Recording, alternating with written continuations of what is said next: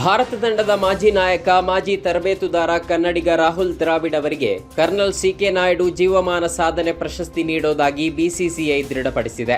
ರಾಹುಲ್ ದ್ರಾವಿಡ್ ಅವರು ಕೇವಲ ಆಟಗಾರನಾಗಿ ಮಾತ್ರವಲ್ಲದೆ ತಂಡದ ಅಗತ್ಯತೆಗೆ ತಕ್ಕಂತೆ ವಿವಿಧ ಜವಾಬ್ದಾರಿಗಳನ್ನು ನಿಭಾಯಿಸಿದ್ದಾರೆ. ನಾಯಕನಾಗಿ, ವಿಕೆಟ್ ಕೀಪರ್ ಆಗಿ ಅನೇಕ ಟೂರ್ನಿಗಳನ್ನು ಗೆಲ್ಲಿಸಿದ್ದಾರೆ. ಆ ಕಾರಣಕ್ಕಾಗಿಯೇ ಅವರಿಗೆ ದಿ ವಾಲ್ ಎಂಬ ಬಿರುದು ಲಭಿಸಿದೆ. ಯಾರು ಒಪ್ಪಿದ್ರೂ ಒಪ್ಪದೇ ಇದ್ರೂ ನಿಯಮಗಳ ಪ್ರಕಾರವೇ ಲೋಕಸಭೆ ಕಾರ್ಯನಿರ್ವಹಿಸಲಿದೆ. ಭವಿಷ್ಯದಲ್ಲೂ ಹಾಗೆಯೇ ಮುಂದುವರಿಯುತ್ತದೆ ಎಂದು ಲೋಕಸಭಾ ಸ್ಪೀಕರ್ ಓಂ ಬಿರ್ಲಾ ಅವರು ಗುರುವಾರ ಹೇಳಿದ್ದಾರೆ. ಕಲಾಪಗಳ ಅಧ್ಯಕ್ಷತೆ ವಹಿಸುತ್ತಾ ಸದನವನ್ನುದ್ದೇಶಿಸಿ ಮಾತನಾಡಿದ ಅವರು, ಯಾರು ಒಪ್ಪಿದರೂ ಒಪ್ಪದೇ ಹೋದರೂ ಲೋಕಸಭೆ ಕಾರ್ಯವೈಖರಿ ನಿಯಮ ಮತ್ತು ನಿಯಮಾವಳಿಗಳಂತೆ ಮುಂದುವರಿಯುತ್ತದೆ.